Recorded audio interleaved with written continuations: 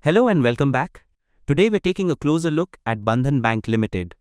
They're quite a significant player, especially known for their focus on financial inclusion, starting as a microfinance entity and becoming a universal bank back in 2015. That's right. They have a strong presence, particularly in the eastern and northeastern parts of India, though they've been actively diversifying their portfolio and reach across the country. They primarily serve the microbanking or emerging entrepreneurs business EEB segment, but have expanded significantly into housing, retail, and wholesale banking. And they've just released their audited financial results for the fourth quarter and the full financial year ended March 31st, 2025. The board approved these results on April 30th, 2025. So let's dive into the key numbers. How did they fare in Q4 and the full year? Okay, let's break it down. We're looking at the standalone results for the bank. For the fourth quarter of financial year 25, net interest income, or NII, came in at 2,756 crore rupees. Now, comparing that year over year to Q4 FY24, it's actually down by about 4% from 2,859 crore rupees. A dip year over year in NII. What about quarter over quarter, comparing Q4 to Q3 of FY25? Sequentially, quarter over quarter, the NII also saw a slight decline. It was down around 2.1% from the 2,820 crore rupees reported in Q3 FY25. So pressure on NII, both year over year and quarter over quarter. Alright, how does that translate down the P&L? Let's talk about profit before tax PBT. PBT for Q4 FY25 stood at 311 crore rupees. Year over year, this is a massive jump, nearly 487% actually, but that's coming off a very low base of just 64 crore rupees in Q4 of the previous year. Wow, that's a huge percentage jump year over year, but important context about the low base. How does the PBT look quarter over quarter? Quarter over quarter, it's a different story. PBT saw a significant drop of about 51.7% compared to the 645 crore rupees reported in Q3 FY25. Okay, so a stark contrast between the year over year and quarter over quarter PBT performance. What about the bottom line, the profit after tax or PAT? PAT follows a similar pattern. For Q4 FY25, it was 318 crore rupees. Compared to Q4 FY24's 55 crore rupees, that's a huge year-over-year increase of about 483%, again, largely due to the low base last year. And the quarter over quarter PAT? Sequentially, PAT was down 25.4% from the 426 crore rupees in Q3 FY25. So strong year-over-year growth percentage, but a noticeable decline from the previous quarter. Understood. And how did this impact the earnings per share, the EPS? The basic EPS for Q4 FY25 was 1.97 rupees. This mirrors the PAT trend up significantly by about 480% year over year from 0.34 rupees in Q4 FY24, but down about 25.6% quarter over quarter from 2.65 rupees in Q3 FY25. Makes sense. What about the full year performance for FY25 for these key metrics? For the full financial year 25, NII grew 11.4% year over year to 11,491 crore rupees. Operating profit was up 11.3% to 7,389 crore rupees. PBT grew 23.1% to 3,623 crore rupees. And PAT also saw a healthy 23.1% year-over-year growth, reaching 2,745 crore rupees. The full-year EPS came in at 17.04 rupees, up from 13.84 rupees in FY24. So the full-year picture looks more consistently positive compared to the mixed Q4 performance. Okay, that's clearer. Q4 showed some sequential weakness, but the full year ended on a positive growth trajectory compared to the previous year. Did other income play a significant role this quarter? Other income in Q4 FY25 was about 700 crore rupees. Year over year, it was almost flat, down just 0.1%. However, quarter over quarter, it dropped sharply by 37.1% from Q3's 1,111 crore rupees. Looking at the details, Q3 had a very high income in the others category, and there were also fluctuations in income from ARC security receipts and release of provisions on SR redemption across quarters. So other income was less supportive sequentially in Q4. Right. Let's shift to profitability ratios. What can you tell us about net interest margin or NIM and the cost efficiency? NIM for Q4 FY25 stood at 6.7%. That's down 96 basis points year over year and down 21 basis points quarter over quarter. For the full year FY25, NIM averaged 7.1%. In terms of efficiency, the cost-to-income ratio in Q4 jumped quite a bit to 54.5%. That's higher than both the 48.4% in Q4 last year and the 48.5% in Q3 this year. The full-year cost-to-income ratio was better at 48.9%. That Q4 cost-to-income ratio spike is notable. What about return ratios like ROA and ROE for the quarter? Analyzed ROA for Q4 was 0.7%, which is up from Q4 last year but down from Q3. Analyzed ROE was 5.2%, again significantly better year over year but lower quarter over quarter. For the full year FY25, ROA was 1.5% and ROE was 11.6%, both showing improvement over FY24. Were there any significant exceptional items impacting these results? No, the profit and loss statement doesn't show any exceptional items for the quarter or the year, suggesting these results reflect the bank's core operational performance without unusual one-offs. Good to know. Let's touch upon the balance sheet. What are the key highlights in terms of advances and deposits? As of March 31, 2025, total deposits reached 1.51 lakh crore rupees, showing solid growth of nearly 12% year over year and over 7% quarter over quarter. On the advances side, gross advances stood at 1.37 lakh crore rupees, up almost 10% year over year and nearly 4% quarter over quarter. How is the deposit mix looking, especially the CASA ratio? The CASA ratio, current account savings account ratio, ended the year at 31.4%.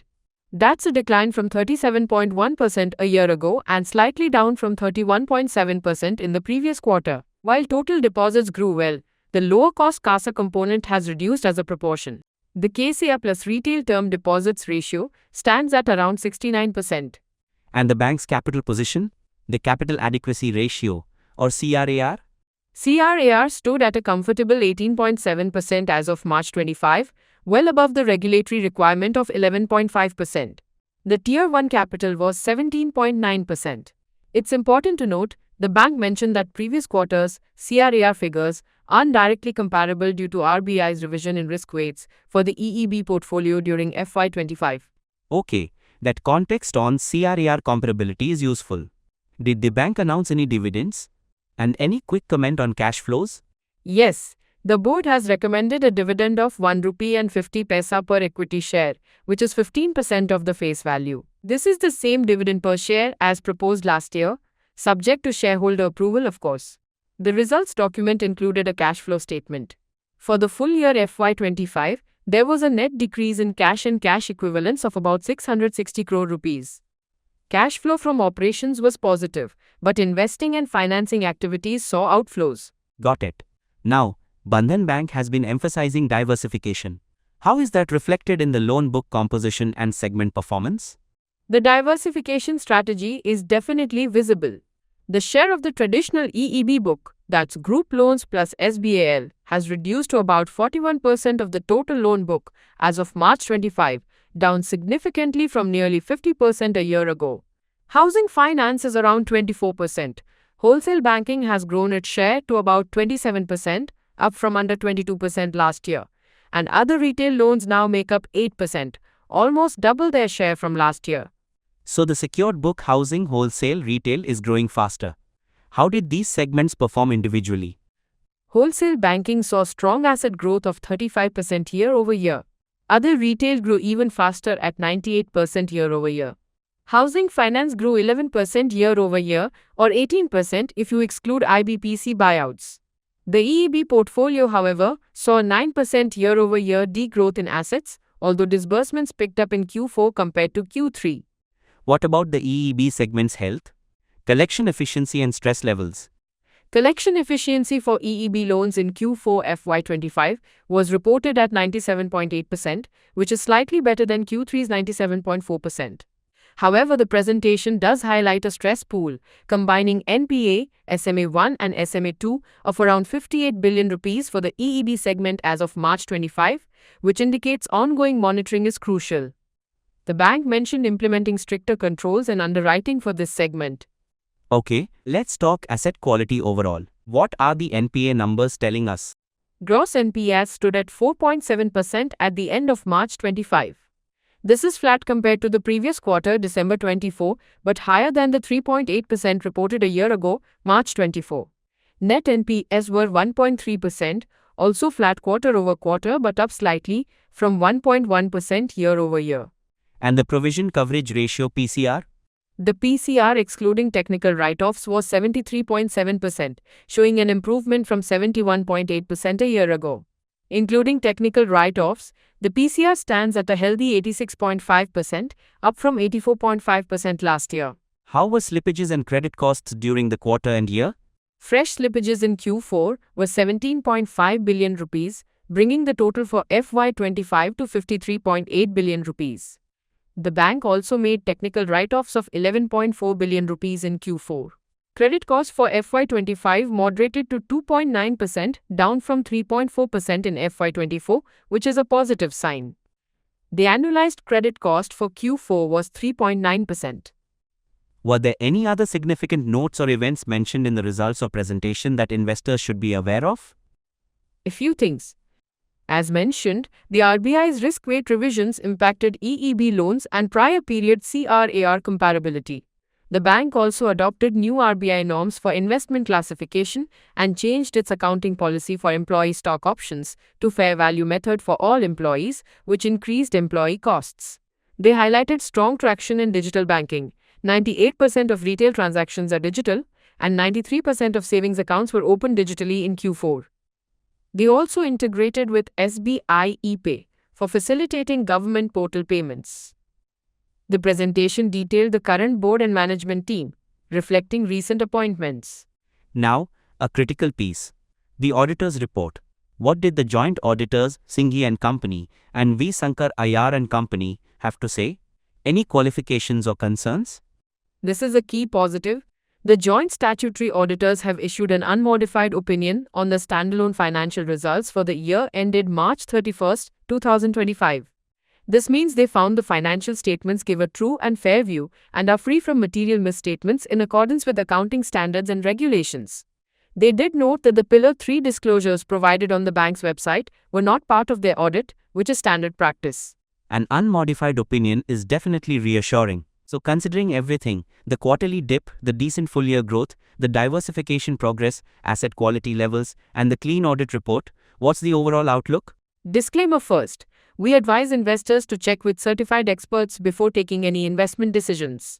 Bandhan Bank seems to be navigating its Bandhan Bank 2.0 strategy reasonably well, showing progress in diversifying its loan book towards more secured segments. The full-year profit growth is encouraging, and the moderation in credit costs is positive. The unmodified audit report adds a layer of comfort. However, the sequential dip in Q4 profitability, the pressure on NII and NIM, the spike in the cost-to-income ratio for the quarter, and the declining CASA ratio need watching. The EEB segment, while showing stable collections recently, still carries a significant stress pool and remains the key area to monitor closely.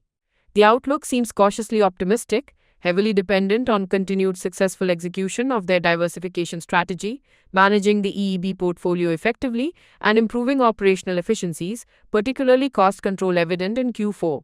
Great summary. So to wrap up, Bandhan Bank's FY25 showed decent year-over-year growth, driven by diversification efforts which are shifting the loan mix. Asset quality is stable sequentially, but remains elevated compared to last year, mainly due to the EEB segment.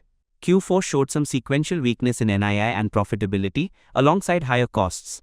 Key positives include moderating annual credit costs, strong digital adoption, and importantly, an unmodified audit report. Exactly. A year of progress on the strategic front with decent overall growth, but the last quarter's performance indicates some areas needing focus, particularly NIM and cost management. Managing the legacy EEB book while scaling up the newer, secured segments efficiently will be key going forward. Excellent analysis. Thanks for breaking that down for us. And thanks to our listeners for tuning in.